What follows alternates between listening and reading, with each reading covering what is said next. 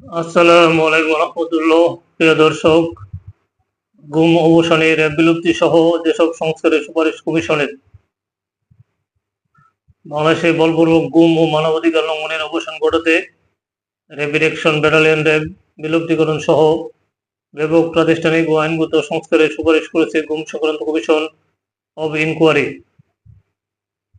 একই সঙ্গে অভ্যন্তরীণ আইন শৃঙ্খলা রক্ষায় সামরিক বাহিনীর প্রত্যাহার, সন্ত্রাস বিরোধী আইন 2009 বাতিল বা মৌলিক সংশোধন, সামরিকীকৃত সন্ত্রাস বিরোধী নীতি পরিত্যাগ, আমর পুলিশ ব্যাটালিয়ন আইন 2009 এর 13 ধারা বাতিল এবং সব বাহিনীকে কঠোর আইনগত জবাবদিহির আওতায় আনার আহ্বান জানানো হয়েছে।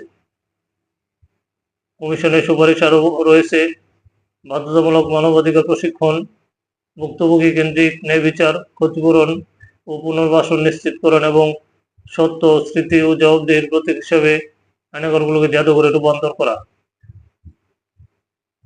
আজ সোমবার গুলশান ইউনিয়ন কমিশনার কার্যালয়ে আয়োজিত সংবাদ সম্মেলনে এসব তথ্য জানান কমিশনের সভাপতি বিচারপতি মইনুল ইসলাম চৌধুরী।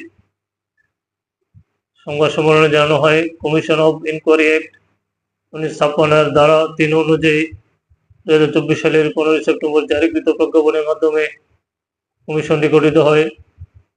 কমিশনের ম্যান্ডেট ছিল 2009 সালের 1 জানুয়ারি থেকে 2024 সালের 5 আগস্ট পর্যন্ত সময়ে সংঘটিত বলপূর্বক গুমের ঘটনাসমূহ অনুসন্ধান, গুম হওয়া ব্যক্তিদের সন্ধান ও শনাক্তকরণ এবং এসব ঘটনা সংঘটনের প্রেক্ষাপট নির্ধারণ।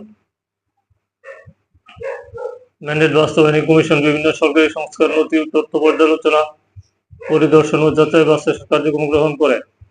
এ প্রক্রিয়ায় ডিজিএফআই ও র্যাব পরিচালিত জেআইসি ও টিএফআইসি, র্যাব সদর দপ্তর ও battalion, NSI, DB, CTTC, police line সহ সংশ্লিষ্ট সংস্থাগুলির সঙ্গে সমন্বয় করা হয়।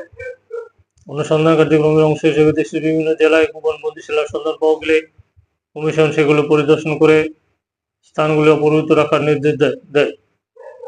কমিশন গঠনের কয়েক সপ্তাহের মধ্যে ডিজিএফের জেলখানা, আয়নাঘর এবং র্যাব সদর দপ্তরে ডিটেনশন পরিদর্শন করে আটক রাখার প্রক্রিয়া তাৎক্ষণিকভাবে বন্ধের নির্দেশ দেওয়া হয়। পরবর্তীতে 2025 সালের 12 ফেব্রুয়ারি সংশ্লিষ্ট বিভাগের উপস্থিতিতে প্রধান উপদেষ্টা পরিষদের কয়েকজন সদস্য এই দুটি সহ মোট 3টি গোপন বন্দিশালা পরিদর্শন করে।